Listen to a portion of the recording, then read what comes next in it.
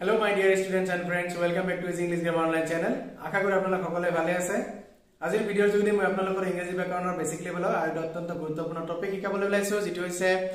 অৰ্থ অনুযায়ী সেন্টেন্সৰ classification. The classification of sentences on the basis of meaning. বন্ধুসকল ভিডিঅ'টো বেসিক লেভেলৰ হলেও অত্যন্ত গুৰুত্বপূৰ্ণ এটা ভিডিঅ'। আপোনালোকে ভিডিঅ' স্কিপ নকৰি প্ৰথমৰ পৰা শেষলৈ সম্পূৰ্ণ ভিডিঅ'টো যদি চাই নিশ্চয় অলপ হলেও আপোনালোকে ভিডিঅ'ৰ পৰা উপকৃত হ'ব পাৰিব। গতিকে আশা কৰো আপোনালোকে ভিডিঅ'টো সম্পূৰ্ণ চাব। গতিকে বন্ধুসকল পলম নকৰি পাঠটো আমি আৰম্ভ কৰো। On the basis of meaning, sentences are classified into two classes. On the basis of meaning, মানে অৰ্থৰ ভিত্তিত বা অৰ্থ অনুযায়ী sentences are classified into two classes. সেন্টেন্সবোৰ আমি দুটা শ্ৰেণীত ভাগ কৰিব পাৰিবা। সেন্টেন্সবোৰ দুটা শ্ৰেণীত ভাগ কৰা হয়। Number 1, affirmative sentence, and number 2, negative sentence.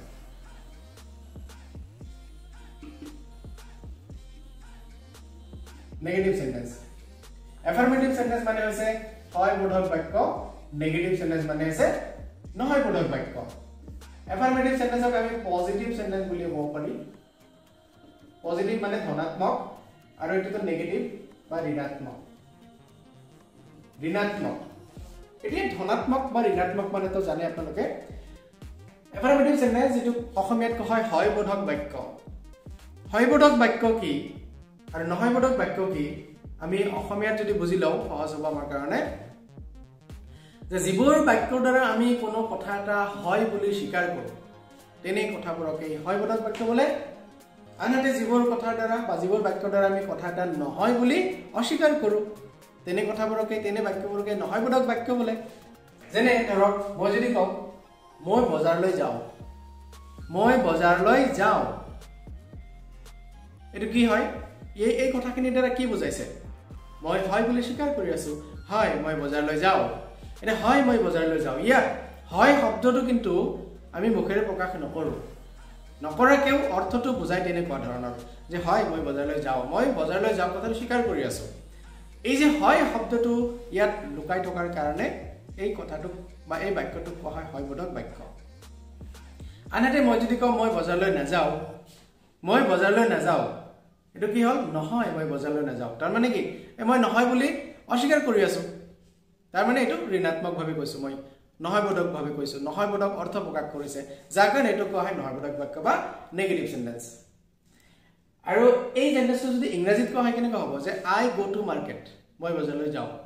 মই বজাৰলৈ যাওঁ, আই গো টু মাৰ্কেট। এটো নেগেটিভ কৰিলে কি হ'ব?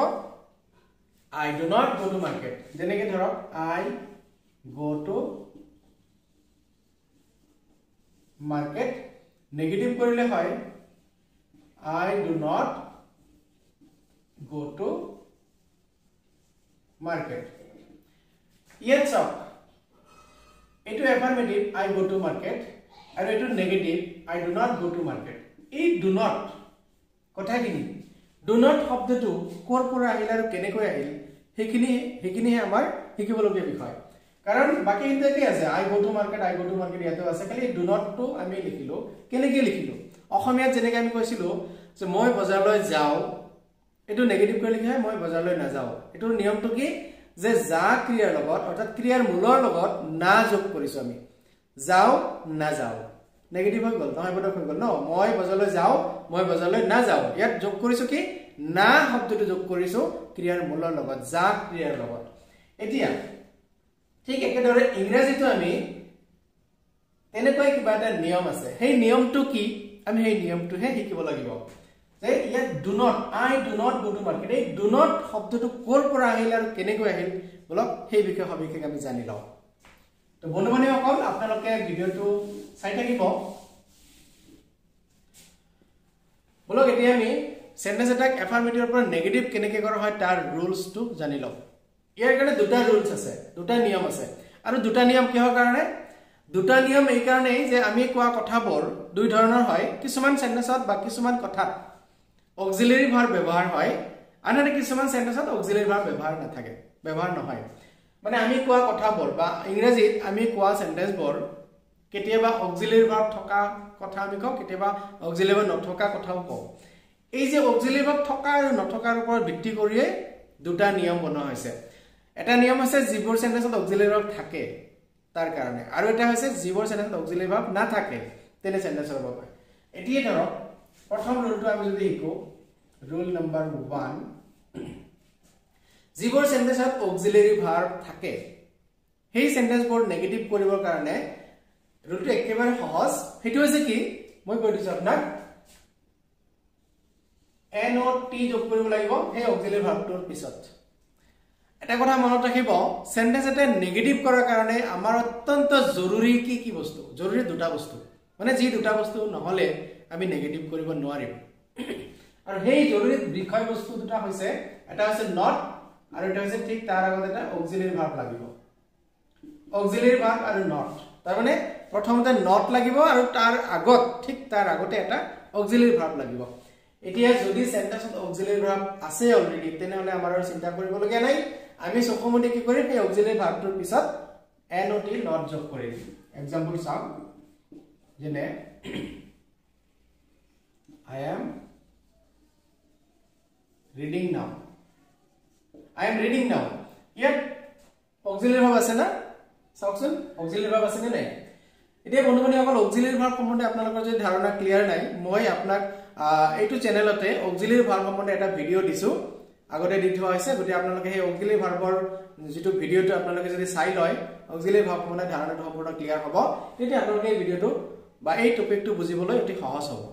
তো তথাপি মই এবাৰ ৰিমাইন্ড কৰি দিছো অক্সিলাৰি ভাৰ্ব 24টা আৰু হেবোৰ হৈছে am is are was were have as do does did shall should will would can could may might must ought to used to need and dare এই 24টা অক্সিলাৰি ভাৰ্বৰ পৰা কোনবা এটা ইয়াত আছে নে চাওকচোন আছে ন am to আছে যেহেতু am to অক্সিলাৰি ভাৰ্ব আছে ইয়াত তেনেহলে আমাৰ আৰু একো চিন্তা কৰিব লগা নাই আমি কি কৰিম am ৰ পিছত কেৱল not যোগ কৰি দিম I am not reading now I am not reading now মই এতিয়া পঢ়ি থকা নাই একেবাৰে সহজ ন বন্ধু-বান্ধৱীসকল আৰু এটা এক্সাম্পল লওক এটা আপুনি নিজে কৰিব কিন্তু হা মই যদি লিখিছো যে he is playing cricket he is playing cricket তে ক্ৰিকেট খেলি আছে এটো নেগেটিভ কৰক আপোনালোকে কৰক এটো কি হ'ব একেবাৰে সহজ ন ইয়াত অক্সিলাৰি ভাৰ্ব আছে he সৰি is to অক্সিলাৰি ভাৰ্ব হয় গতিকে আমি কি কৰিম is ৰ পিছত কেৱল not যোগ কৰিম he is not playing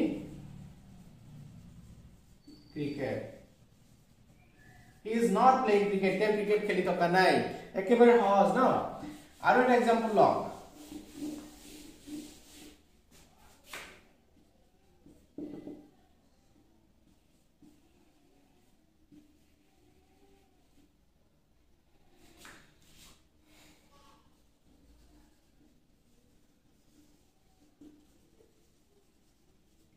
So they have broken the house হিয়তে ঘৰটো ভাঙিছে they have broken the house ইয়াত চাওক আপুনি কিবা অক্সিলাৰি ভাৰ্ব দেখা পাই আছে নে ইয়াত অক্সিলাৰি ভাৰ্ব have আছে ন এটা অক্সিলাৰি ভাৰ্ব হয় গতিকে আমি ইয়াৰ পিছত not লিখিব পাৰিম কি হ'ব তেনেহলে they have not broken the house হৈ গল একেবাৰে সহজ আৰু যদি এক্সাম্পল লব খোজে লব পাৰে মই যদি কও he will go to Guwahati এটো নেগেটিভ কৰিলে কি হ'ব একেবাৰে সহজ ন ইয়াতো চাওক আপুনি অক্সিলাৰি ভাৰ্ব আছে নে নাই will to তো অক্সিলাৰি ভাৰ্ব হয় তাই আমি কি কৰিম will ৰ পিছত not লিখি দিম কি হ'ব he will not go to Guwahati তো বন্ধুসকল অক্সিলাৰি ভাৰ্ব থকা যিমান সেন্টেন্স পাব আপুনি এইটো নিয়মত আপুনি কৰিব কি কৰিব কেৱল মাত্ৰ অক্সিলাৰি ভাৰ্বটোৰ পিছত not যোগ কৰি দিব তো এইটো গল আমাৰ 1 নম্বৰ নিয়ম এটা বলক আমি 2 নম্বৰ নিয়মটো জানি লও ৰুল নাম্বাৰ 2 এটো কিহৰ কাৰণে যিবোৰ সেন্টেন্সত অক্সিলাৰি ভাৰ্ব নাথাকে অক্সিলাৰি ভাৰ্ব নথকা সেন্টেন্স কোনবিলাক যেনেকৈ ধৰক মই যে এটা এক্সাম্পল লিখিছিলো প্ৰথমতে যে I go to market এটো নেগেটিভ আমি কেনে কৰিছিলো চাওক ইয়াৰ নিয়মটো হল কি এটা কথা প্ৰথমতে কৈছো যিকোনো সেন্টেন্স এটা নেগেটিভ কৰাৰ আগত আপুনি প্ৰথম লক্ষ্য কৰিব লাগিব সেন্টেন্সটোত অক্সিলাৰি ভাৰ্ব আছে নে নাই তো আমি চাইলো প্ৰথমতে ইয়াত অক্সিলাৰি ভাৰ্ব আছে নে নাই আই গো টু মাৰ্কেট ইয়াত অক্সিলাৰি ভাৰ্ব নাই তেনেহলে যেটো অক্সিলাৰি ভাৰ্ব নাই তেনেহলে আমি নেগেটিভ কেনে কৰিম নেগেটিভ কৰাৰ কাৰণে আমাৰ তো দুটা বস্তু জৰুৰী বুলি কৈছিলো নট লাগে আৰু কি লাগে তাৰ আগত ঠিক তাৰ আগত এটা অক্সিলাৰি ভাৰ্ব লাগে এই দুটা বস্তু নোহোৱাকৈ আমি নেগেটিভ কৰিব নোৱাৰিম আগৰ সেন্টেন্সটো তো অক্সিলাৰি ভাৰ্ব আছিল যাৰ কাৰণে আমি পাৰিছো কাৰণ নট লিখিছো এতিয়া তো অক্সিলাৰি ভাৰ্ব নাই তো নট ক'ত লিখিম আমি তাৰ লগত অক্সিলাৰি ভাৰ্বটো লাগিবই এটা যেটো অক্সিলাৰি ভাৰ্ব নাই আপুনি মনত ৰাখিব চিন্তা কৰিব লগা একো নহয় ইয়াত আপোনাৰ ডু ডাজ আৰু ডিড এই তিনিটা অক্সিলাৰি ভাৰ্বৰ সহায় লব লাগিব এই তিনিটা অক্সিলাৰি ভাৰ্ব ৰিজাৰ্ভেশন আছে ৰিজাৰ্ভ আছে এটো হা এই তিনটা অক্সিলাৰি ভাৰ্বৰ পৰা যিকোনো এটা ইয়াত আহিব আহি পেলাই তাৰ লগত নট যোগ কৰি আমি নেগেটিভ কৰিব লাগিব এতিয়া তিনিটা যেহেতু আছে এটা কনফিউজন হল তিনটাৰ পৰা কোনটো আহিব কোনটো লম আমি ন তাৰ কাৰণে আপুনি চাই লওক মই আপোনাক টু দি পইণ্ট আপোনাৰ কথাখিনি কৈ আছো আপুনি মনোযোগ দি বুজি লওক একেবাৰে সহজ প্ৰথম কথা কি যেতিয়া দেখিব অক্সিলাৰি ভাৰ্ব নাই সেন্টেন্সটো তেতিয়া আপুনি দ্বিতীয়তে আপুনি লক্ষ্য কৰিব লাগিব সেন্টেন্সৰ ভাৰ্বটো প্ৰিন্সিপাল ভাৰ্বটো মানে মেইন ভাৰ্বটো কি টেন্সত আছে এটো প্ৰেজেন্ট টেন্সত আছে না পাস্ট টেন্সত আছে মনত ৰাখিব যদি এটো পাস্ট টেন্সত থাকে তেতিয়া হলে ডিড হ'ব ডিডটো কেৱল পাস্ট টেন্সৰ কাৰণে হয় ডিডটো কি হয় পাস্ট টেন্সৰ কাৰণে হয় মনত ৰাখিব ইয়াতো গো আছে ন গো টু তো কি গো টু তো present tense go past tense আছে ওয়েন্ট গো পাস্ট টেন্স আছে ওয়েন্ট তো নাই গো আছে তো এটো প্ৰেজেন্ট টেন্স আছে তেনেহলে ডিড নহব ইয়াত ডিড যে নহব এটো কনফার্ম এতিয়া যেহেতু এটো প্ৰেজেন্ট টেন্স আছে v1 আছে গো তেতিয়াহলে আপোনাৰ এই ডু আৰু ডাজ দুটাৰ পৰা যিকোনো এটা আহিব ডু আৰু ডাজ এই দুটা হয় প্ৰেজেন্ট টেন্সত ডু আৰু ডাজ এই দুটা প্ৰেজেন্ট টেন্সত ব্যৱহাৰ হয় এতিয়া আৰু এটা কনফিউজন আহি গল ইয়াত ডু আৰু ডাজ দুটা আছে দুটাৰ পৰা কোনটো লব আপুনি ডু লব নে ডাজ লব তাৰ কাৰণে কি কৰিব চাও একেবাৰে সহজ মানে বেছি টাফলি নাভাবিব গতিকে চাই লওক মই কথাখিনি কৈ আছো মনোযোগ দিলে বুজি পাব ডু আৰু ডাজৰ পৰা কোনটো লম আমি তাৰ কাৰণে কি কৰিব লাগিব সাবজেক্টটো চাব লাগিব সেন্টেন্সত থকা সাবজেক্টটো কি আছে সাবজেক্টটো থাৰ্ড পাৰসন সিঙ্গুলাৰ নাম্বাৰ যদি হয় তেতিয়াহে কেৱল ডাজ ব্যৱহাৰ হয় অন্যথা যিকোনো সাবজেক্ট হলে ডু ব্যৱহাৰ হ'ব এটা সাবজেক্ট থাৰ্ড পাৰসন সিঙ্গুলাৰ আকৌ কি মানে নাম্বাৰ এন্ড পাৰসন সম্বন্ধে যদি আপোনাৰ ধাৰণাটো সম্পূৰ্ণ ক্লিয়াৰ নাই তেতিয়াহলে আপুনি মই নাম্বাৰ এন্ড পাৰসনৰ ওপৰত এটা ভিডিও দিছো আগত সেই ভিডিওটো আপোনালোকে চাই লব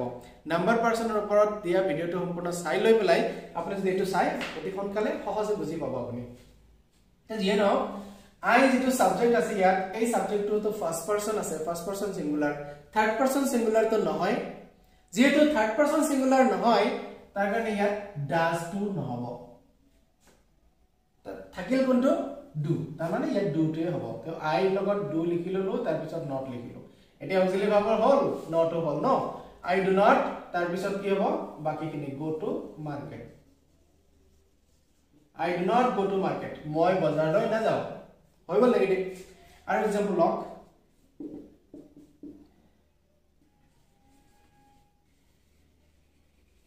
she drinks coffee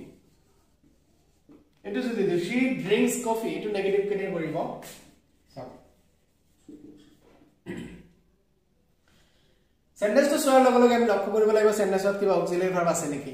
বলক চাই লওক she drinks coffee ইয়াত কোন অক্সিলাৰি ভাৰ্ব আছে নে মইতো দেখা পোৱা নাই নাই কাৰণ ন she drinks coffee কোন অক্সিলাৰি ভাৰ্ব নাই যেটো নাই যেতিয়াই দেখিম অক্সিলাৰি ভাৰ্ব নাই তেতিয়া আমাৰ এই তিনিটা অক্সিলাৰি ভাৰ্বৰ কথা মনত কৰিব লাগিব ডু ডাজ আৰু ডিড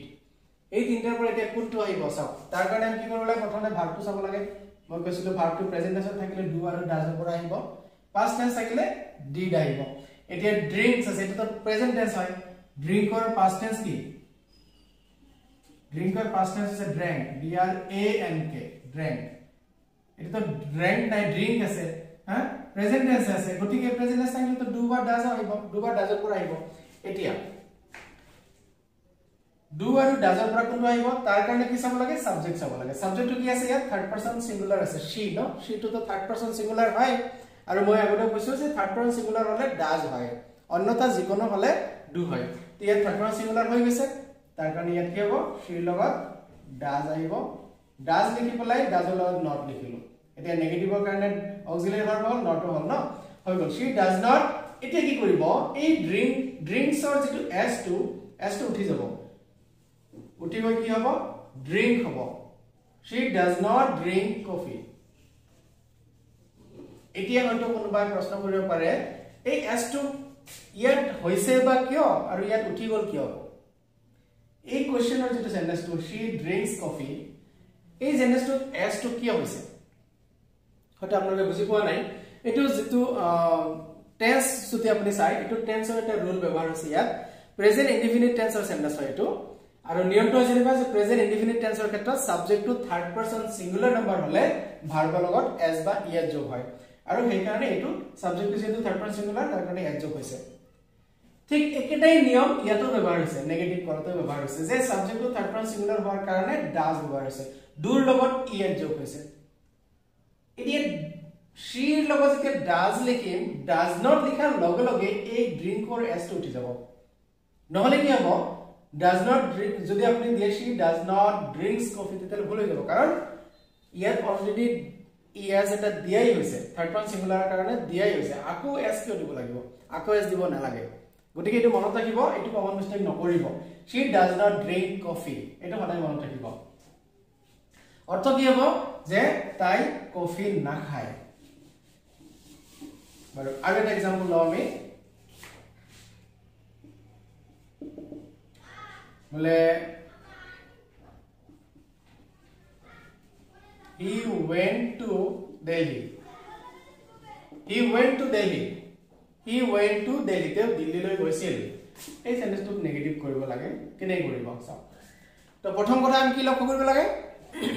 কোনো অক্সিলাৰি ভাৰ্ব আছে নে নাই চাই লও বলক he went to Delhi কোনো অক্সিলাৰি ভাৰ্ব নাই যেতেই দেখা পাইছে অক্সিলাৰি ভাৰ্ব নাই আমাৰ মনত পেলাব লাগিব এই ডু ডাজ ডিড এই তিনটা অক্সিলাৰি ভাৰ্ব ডু ডাজ ডিডৰ পৰা আহিব এতিয়া কোনটো আহিব চাই লও তাৰ কাৰণে আমি চাম ভাৰ্বটো কি আছে ইয়াত went আছে went তো past tense হয় v2 হয় এটো ন v2 মানে সেকেন্ড ফর্ম আছে past form আছে past form থাকিলে কি হয় did হয় মই তো আগতেও কৈছো গটিকে ইয়াত আমি কি কৰিম he লগত did লিখিলাম did লিখি পেলাই কি কৰিম তাৰ পিছত নট যোগ কৰিম he did not হৈ গল এতিয়া নেগেটিভৰ কাৰণে আমাৰ did not হৈ গল he did not এতিয়া আৰু এটা কথা ইয়াত লক্ষ্য কৰিব did to আমি কিহৰ কাৰণে লিখিছো ভাৰ্ব টু past tense আছে কাৰণে did লিখিছো past tense কাৰণে যেতে did অলৰেডি লিখিছোৱে আকো ভাৰ্ব টু past tense লিখিব নালাগে আমি এটো প্ৰেজেন্ট টেন্স লিখিব লাগিব went or present tense কি go এটা আমি go লৈ কনভার্ট কৰি দিব লাগিব কি হৈছে he did not go to Delhi তেও দিল্লীলৈ যোৱা নাছিল হৈ গল নেগেটিভ একেবাৰে সহজ ন এতিয়া বন্ধু-বান্ধৱীসকল এনেকুৱা আপুনি যদি আৰু এখটা एग्जांपल চাই আপুনি এখটা एग्जांपलে ধুনিয়াকৈ কৰিব পাৰিব আৰু ভিডিওটো আশা কৰো আপোনালোকে ভাল পাইছে ভিডিওটো কেনেকুৱা পাইছে আশা কৰো আপোনালোকে কমেন্টত জনাব যদি ভাল পাইছে লাইক কৰিব শেয়াৰ কৰিব বেছি যাতে ভিডিওটোৰ পৰা সকলোৱে উপকৃত হ'ব পাৰে আৰু মোৰ ভিডিওত আপোনালোকে লাইক শেয়াৰ কমেন্ট কৰি মোক অনুপ্ৰাণিত কৰিব যাতে মই এনেকুৱা নতুন ভিডিও আপোনালোকক আগলৈ দি থাকিব পাৰো আৰু আপোনালোকক অলপ হলে উপকৃত কৰিবলৈ সক্ষম হওঁ গতিকে বন্ধু-বান্ধৱীসকল ইমান সময় মোৰ হৈতে থাকি ভিডিওটো চোৱাৰ কাৰণে সকলোকে ধন্যবাদ জনাই আজিৰ ভিডিওটো শেষ কৰিছো ধন্যবাদ